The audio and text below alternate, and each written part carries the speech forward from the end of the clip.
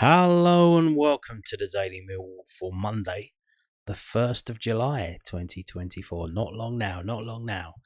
But before the season starts, we certainly do need to buy some players and not sell any. But that may not be the case because we have this here from londonnewsonline.co.uk. Mentioned the other day that Tom Bradshaw. He put out an interview saying he would love to finish his career at Millwall. The next day, it's like, there are a number of clubs trying to sign Tom Bradshaw. And now we have this, Wrexham. So League One side Wrexham, keen on deal for Millwall striker. League One side Wrexham are keen on signing Millwall striker Tom Bradshaw this summer. The South London press understands. There were reports over the weekend that there were multiple clubs interested in the 31-year-old, with the Lions chasing a deal for Notts County forward Macaulay Langstaff. Welsh international Bradshaw will be entering the final year of his deal at the Den this season.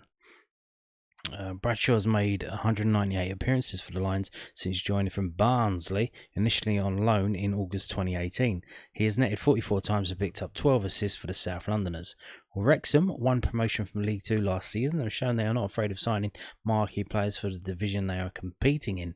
James McLean, Elliot Lee, George Evans and Stephen Fletcher were all playing League Two football for Wrexham last season. Yes, so there you go. Wrexham. Now, that he's not the only player that Wrexham are interested in. Wrexham are also interested in Ryan Longman. This is from the mirror.co.uk, the Daily Mirror, UK-based paper. Wrexham look to splash cash again as they battle EFL duo in Ryan Longman transfer race. Hull City forward Ryan Longman is the subject of interest from a number of clubs after enjoying a strong end to the season on loan at Millwall and is expected to be sold in the transfer window. Millwall faced competition from Birmingham City and Wrexham in their bid to bring Ryan Longman back to the Den on a permanent basis. Longman, 23, was given a green light to spend the 22-23 campaign on loan with the Lions from his parent club Hull City and made 35 appearances in all competitions for the Londoners. The versatile forward scored 3 goals and registered a further 3 assists and was one of Mill's top performers after club legend Neil Harris was parachuted back in to help the Lions avoid relegation from the Championship back in February. Mill were keen on bringing Longman back on a permanent basis, but Mirror Football understands that there are other clubs in the Championship and from abroad in the mix for Longman. Furthermore, Birmingham and Wrexham, 2 of League One's big hitters with cash to spend, also fancy a deal for the former Brighton Academy graduate.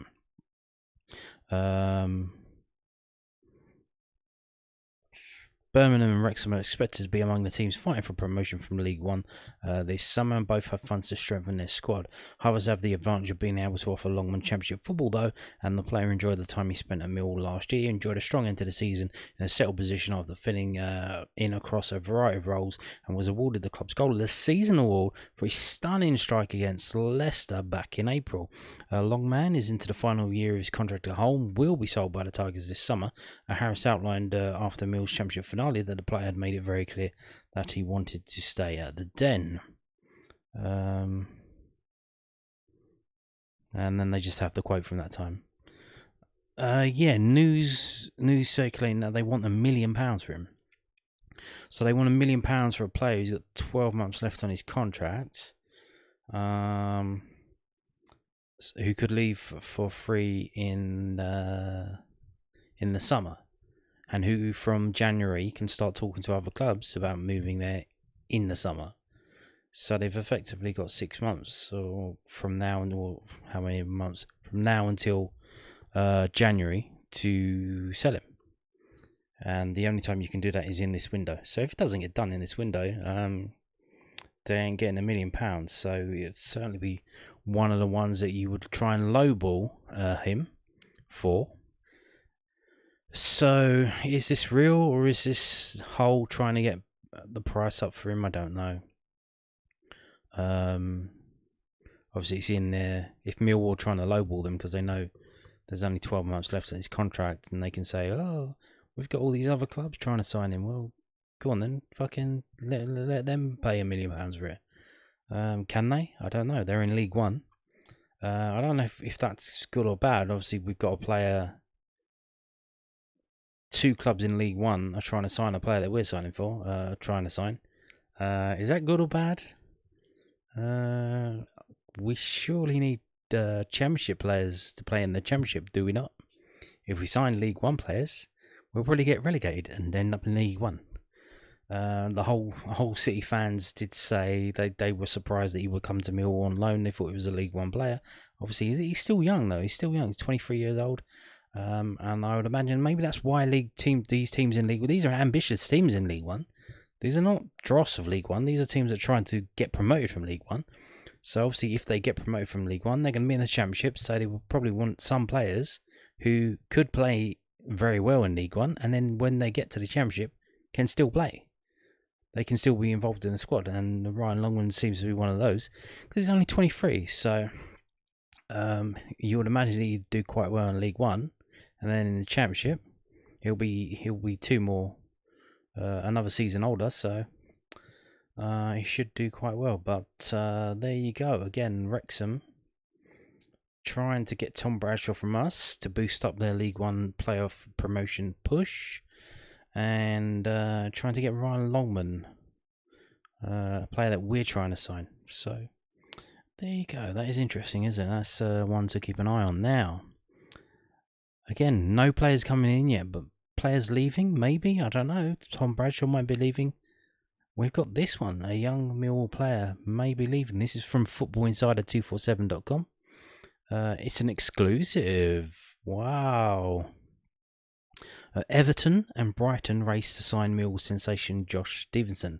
Everton and Brighton are among the Premier League clubs interested in a deal for Millwall starlet Josh Stephenson, sources have told Football Insider. It is believed Southampton and Brentford are also closely monitoring the 18-year-old. Stephenson, who is yet to make his senior bow, is highly rated at Millwall and has proved a versatile option for the club's youth sides. He was named the club's Academy Player of the Season in the 23-24 campaign and could now make the step up to the Premier League. Sources say Millwall now face a huge fight to keep hold of the teenage sensation, who can play in defence and midfield. The Lions confirmed in May that Stephenson has been offered a new deal at the Den. Aha, indeed. He could join the likes of Crystal Palace star Eze, Southampton winger Edozie, and Leeds United Darko Gyabi in moving away from Millwall at academy level. Neil Harris's side finished 13th in the Championship last season, despite being in a relegation battle in the first half of the season. Southampton and Brighton are 2 academy setups famous for nurturing young talent and have blooded several now established stars in the Premier League in recent years. Everton and Brentford, who recorded bottom half finishes last season, are ramping up their recruitment of top young talent in a bid to improve their pipeline to the first team. So there you go. So to play, we've offered him a contract. And he could be away, which means we get compensation, but it's another one of them. They're looking at him. Why are they looking at him? Because he was playing very well for the under-21s last season, despite the fact that I'm sure he's only 16 years old. And that's what they look for. They look for rapid growth at a young age, that a person who's young in years can play at a level above his years, and that's what he has. That's what he's been doing. So we'll see what happens. Again, if he does move on, I think we get compensation, but it's obviously not what you want. But how can you blame him? With terms of like how is he going to get in Millwall's first team? With the Alex Mitchell situation and others and stuff like that. When are the young lads going to play? What is the route into the first team? If there isn't a route into the first team, go somewhere else and get the money, and don't play for Everton's first team. Don't play for Brighton's first team. At least you get more money. You know what I mean? And that's the thing. He could go to Everton. He could go to Brighton. He'll be there for 2 years, and then they'll start loaning him out. Loan him to Millwall. We'd get him back, but he could be. That's what they do. They pick up these players, they bring them in, then they loan them, and the player's got he's played for 5 different clubs in 5 different years. When he gets to 22, he's too old to be in the under-21s, and then they kick him out the door, and that's how it's going to go. But there you go. It looks like he's probably not going to sign the contract at Millwall and going to move to a Premier League team. So there you go. We'll wait to see if that goes through. Now, this is a bit of a weird one. I don't know what's going on here. Today is Monday the 1st of July. We've just got the pictures from the first day of training. And they're talking about it's not being labelled as the first day of training, it's being labelled as check out the new training gear that you can buy. Now, why is it taking them so long? Because they got back in training on Wednesday, so they had a day, Wednesday, Thursday, Friday, I assume. I assume they had the weekend off. Maybe they came in Saturday. I don't know how it goes. And then now on Monday, did the photographer, was it Tonksy? Did he need to do some other stuff behind the scenes? Or I'm putting 2 and 2 together. Maybe I'm coming up with 5. That there's some players at training who are maybe on trial, that kind of thing. And they had to go through the photos and make sure there wasn't anyone in there who was mentioned. Or, another thing, today is the 1st of July, Monday, and a lot of clubs are back in training today. Millwall were back on Wednesday. There's a player missing from these pictures that we haven't seen, and that is Adam Malachi. You know, Adam Malachi is supposed to be involved in the first team. Is he injured? They haven't said that he's injured. They said Adam Mayer's injured. But he isn't in these photos. Now, is he going out on loan? And they waited until Monday, because he's probably out training with another team, and they didn't want it to leak out before then that he wasn't training at Millwall. I don't know, but let's go back and have a look at that so we can see. So what we've got Carl Smith there. I'm going to go left to right. I don't know who that is with the back of that. Is that Ryan Leonard? That might be Ryan Leonard, the one with the back. I'm going to go with the players in grey, not in black.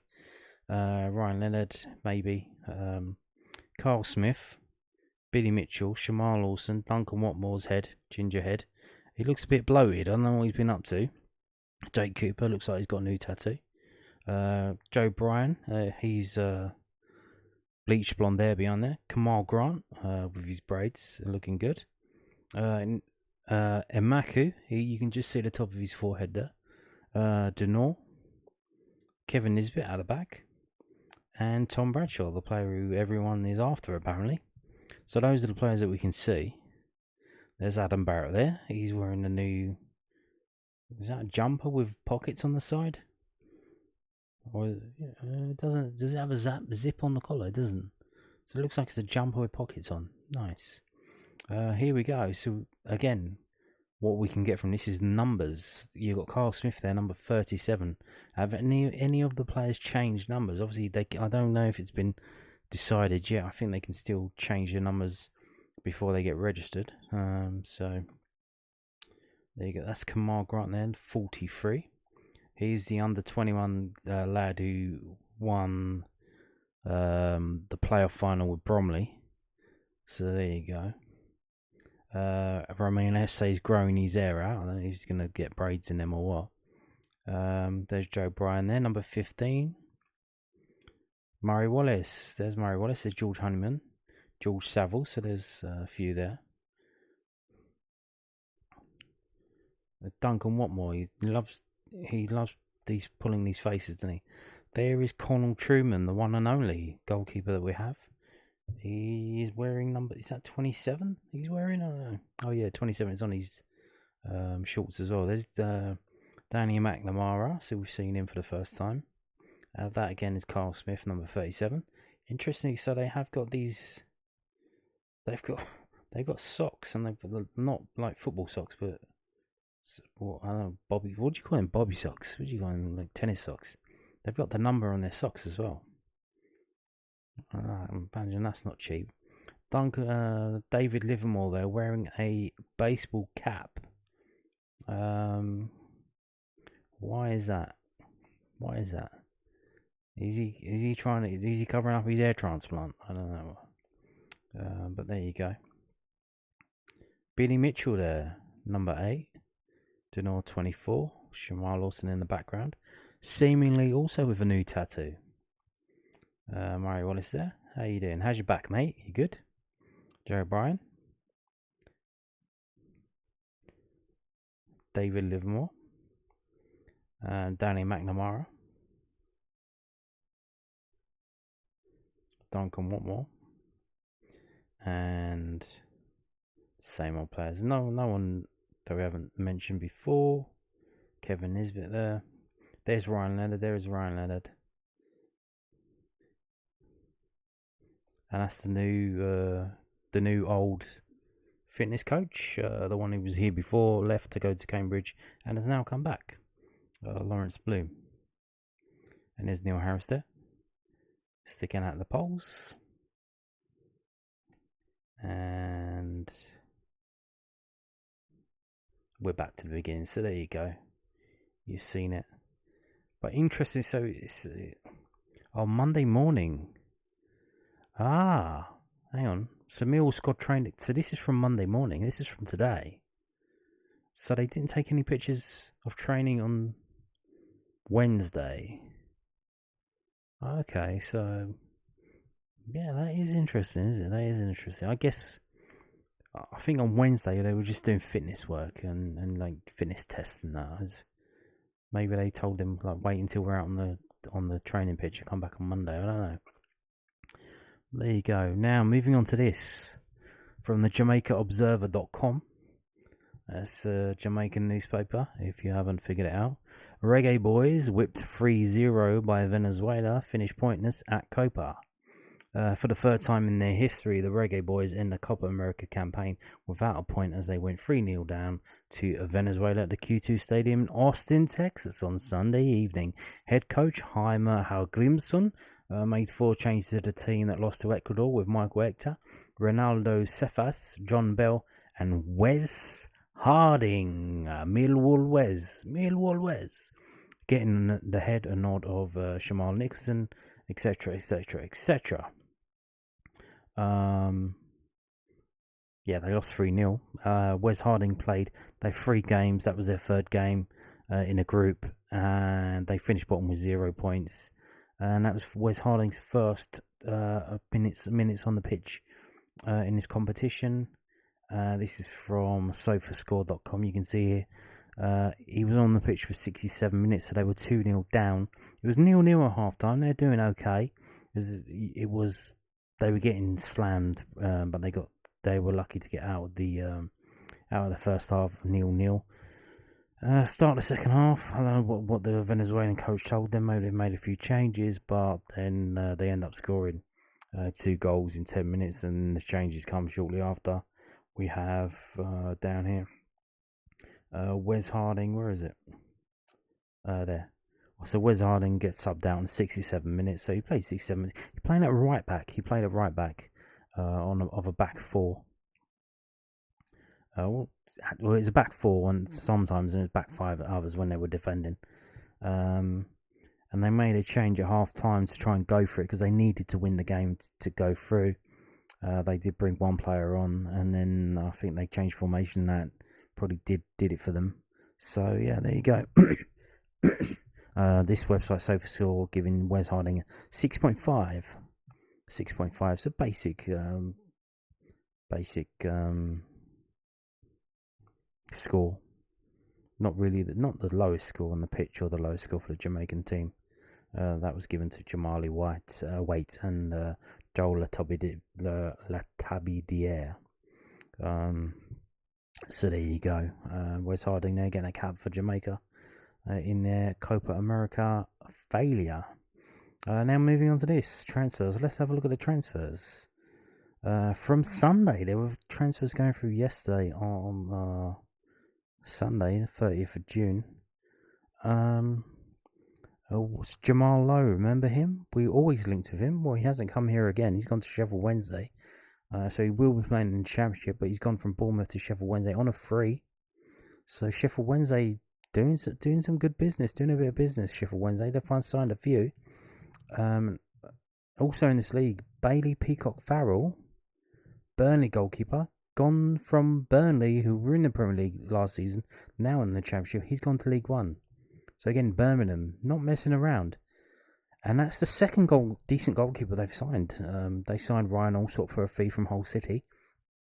Now they backed it up by signing, I'm not sure if he still is, but the Northern Irish goalkeeper. I don't know if he's still the number 1 there or the number 2, but he's gone to Birmingham seemingly, I guess, to sit on the bench there. Bizarre decision. He could probably start in some teams in the Championship and quite a few other teams as well. But decided to go to Birmingham, which is a weird one. So I wonder how that works out. And that's in June. We've got July. There's so many transfers going through today. Because obviously Monday the 1st of July is the first day of the FFP year. It starts again. And that player there in that picture, you may recognise him. We mentioned him probably 2 years ago. That is Elliot Anderson, a Newcastle player who we were linked with signing on, trying to get him on loan. Didn't go through. They decided to keep them because I think they were in Europe, and they decided to keep him for that because they needed a bigger squad. Well, he's gone to Nottingham Forest on a permanent deal, so we might be playing against him in pre-season in that friendly in Spain. So there you go. In terms of deals happening in between Championship clubs, Ross Barkley of Luton, who also got relegated. Well, he's not got relegated because he's gone back up to the Premier League to Aston Villa. What else have we got in terms of Championship? You got Charlie Taylor leaving Burnley for Southampton. What else have we got? Matt Baker leaving Stoke. Player leaving Sheffield Wednesday for Wickham. Anyone signing? Here we go. Bristol City have signed Fali Maliulu from Rapid Vienna. Is he any good? Don't know. We'll find out. Michael Miller has gone from Plymouth to Huddersfield, so staying in the division. No, didn't Huddersfield get relegated? So yeah, no. This is in the division though. Sammy Silvera has gone from Middlesbrough to Portsmouth on loan for the season, and that's about it. So again, still not many teams in the Championship signing players yet. Now, I told you yesterday, or was it yesterday? No, not yesterday. I didn't make a video yesterday, the day before. Charlie Cresswells off to Toulouse in France. Lyon. Ha ha ha ha. Well, no, actually. Leeds agreed a fee. He went there, did the medical, passed it. Started to talk about terms. He said, I ain't fucking going. I want to go to Millwall. I don't know. But this is from the Yorkshire Evening Post. Leeds United youngsters' permanent transfer move abroad called off despite clubs are reaching agreement. Yes. Now, I don't think we can stretch to 3.8 million. That is a hell of a lot of money. Like I said, I don't know if that's the total move. That includes if they get promoted, whatever, how many games he plays, etc., etc., etc. What is the basic fee? Because all the other stuff, obviously, you will have to pay it down the line if it comes off. But the centre half is thought to have travelled to France after the two clubs came to an agreement on a £3.8 million permanent move, but the deal has fallen through. The Yorkshire Evening Post understands it's on the player side of things that a problem has arisen, rather than the club's negotiations. So there you go. Listen. I see things like this, and it gives me a little bit of hope that we might be signing him because the Tanganga deal's fallen through. But obviously, that's probably not going to happen. But it's Schrodinger's transfer. Until something does happen, I can have it in my heart that he will be coming to Millwall because he loves it here. And Leeds have fucked him around. He wants to fuck Leeds over. So, but we'll wait and see. Until he signs for probably... Who's he going to sign for? Who's in the Championship that needs a defender and can afford him? Who throws money around in the Championship? I don't know. Burnley. Will he go to Burnley? Probably. I don't fucking know. But yeah, until he signs somewhere, I hold out hope that he still might be coming to Millwall. Same with the Tanganga thing. He's been mentioned here. He's gone to Lazio. He's talking to this team, that team, any other team. Until he signs with someone, we could still hold out a little bit of hope, especially as Millwall haven't signed anyone. Because if Millwall have signed John Doe centre back from so and so, think, well, we're not going to sign Tangay then because we just signed a defender. But we haven't. We haven't signed anyone. So that little bit of hope is still there. And I need it. I need to cling on to that. That's all I've got. Now, I'm going to finish the video by mentioning this. This is from southernnews.co.uk. The News at Them video podcast. Millwall pre-season return after tragedy. Why Notts County striker should choose Lions, and Zion beats Cairo at darts. Can't show you this because it's News at Den Plus. It's behind their paywall. Just wanted to let you know because obviously I've featured the Southern News a lot on this video on this channel on the Daily Millwall, and I just wanted to. Good for them that they're going into the multimedia world. They're doing some video stuff. Obviously, it's not going to be put on YouTube. It's behind their paywall. But I just want to see if you're interested in that. Maybe check them out. I think it costs something like 93 pence. Does it say there? It costs 90 pence, 30 pence per article, or 90 pence a week. So, and they're committed to doing 3 articles a week. So, there you go. If that's if you're interested, maybe check it out. Maybe they'll give Lions TV a run for his money. I don't know. But on that note, thank you for watching, and goodbye.